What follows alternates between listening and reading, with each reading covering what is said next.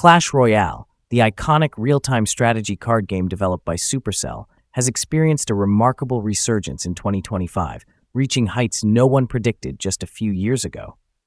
Once considered a game in decline, overshadowed by its older sibling Clash of Clans and the trendy Brawl Stars, Clash Royale has now reclaimed the spotlight and is outperforming every other Supercell title in views, active player count, and revenue. What makes this comeback fascinating is that it did not happen overnight and cannot be attributed to a single factor. Instead, it was the result of a perfect storm of cultural shifts, community engagement, smart updates, and a rekindling of nostalgia among players worldwide. Back in the late 2010s and early 2020s, Clash Royale went through a rough period. The updates were widely criticized, and the game's reputation among players soured dramatically. Several infamous updates and events contributed to this decline.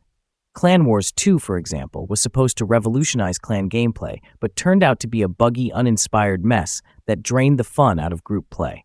Then came Slash Royale, an event marketed as a golden opportunity for players to upgrade their cards, only for those same players to be punished when the level 14 update dropped shortly afterward, rendering many of their investments obsolete.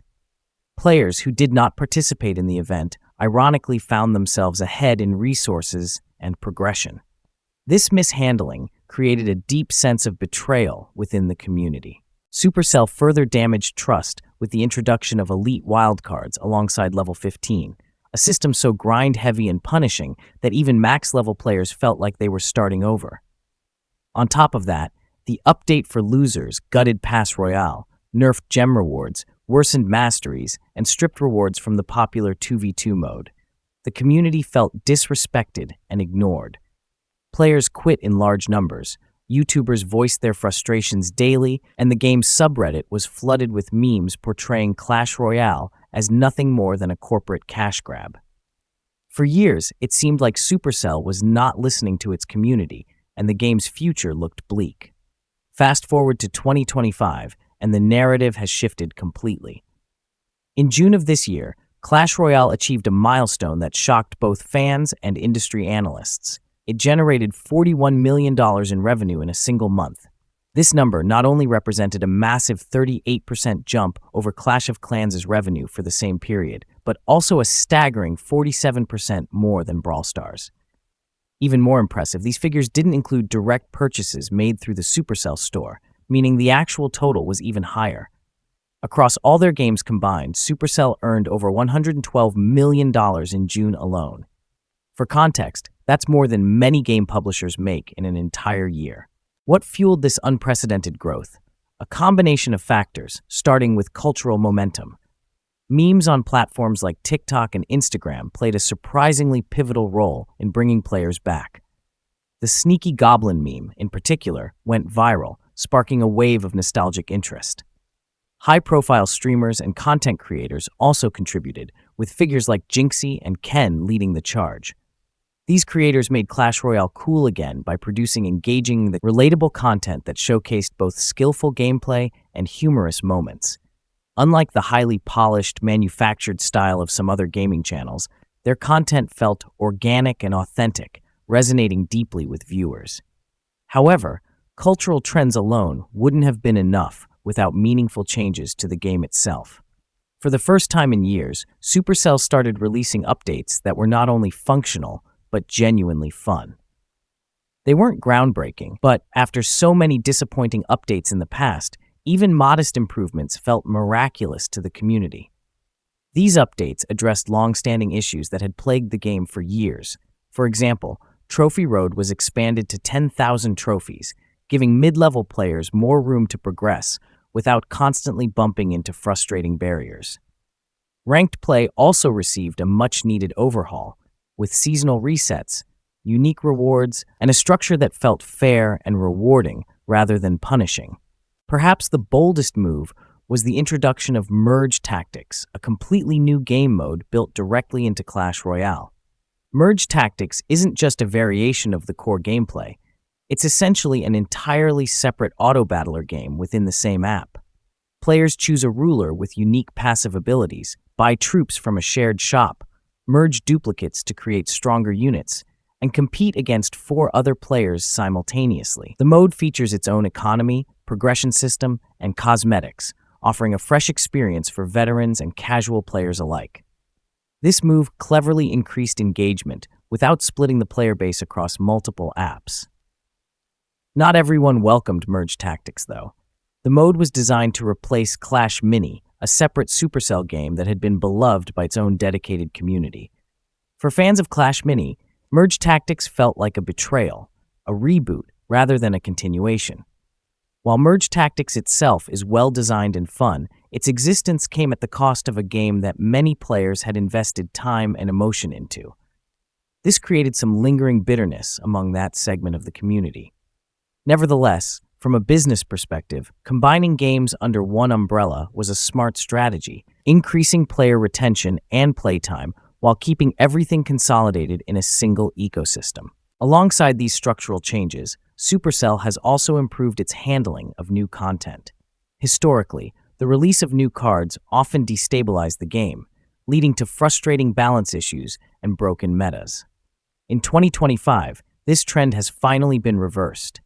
The introduction of cards like the transformative elixir-based unit and the evolved skeleton barrel has been surprisingly smooth, with the cards being strong and exciting without completely breaking the game.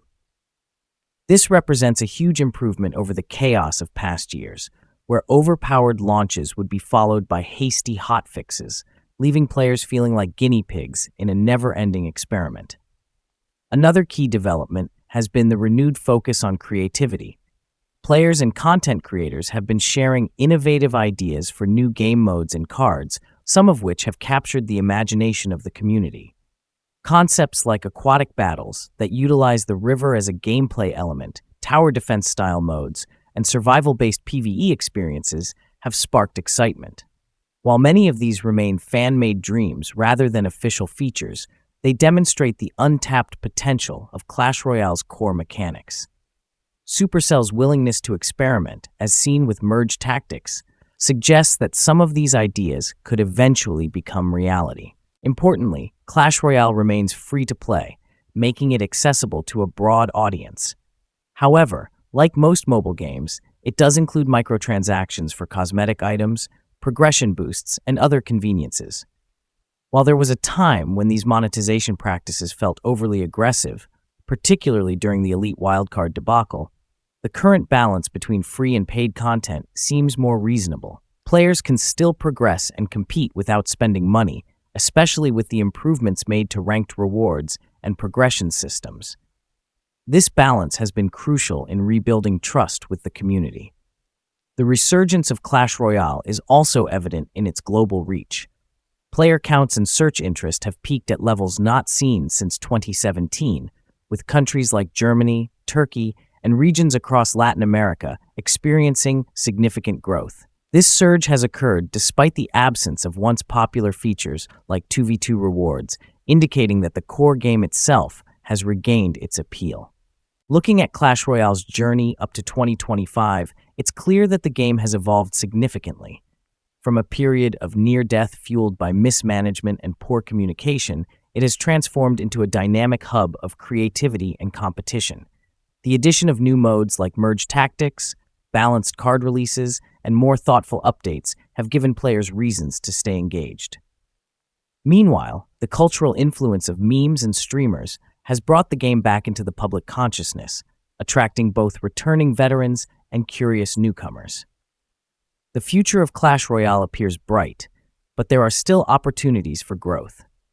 Expanding the card pool beyond the current 120 cards could introduce new strategies and reduce meta fatigue.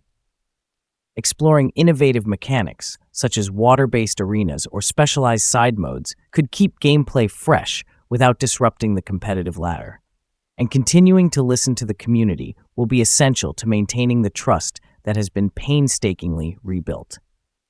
In conclusion, Clash Royale's comeback in 2025 is a testament to the power of persistence, creativity, and community engagement. What was once seen as a fading relic of the mobile gaming boom has reemerged as a leader in the industry, setting new revenue records and capturing the imagination of millions.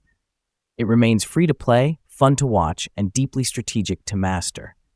While challenges remain, the game has proven that even in an ever-changing landscape, a well-loved title can reinvent itself and thrive for years to come.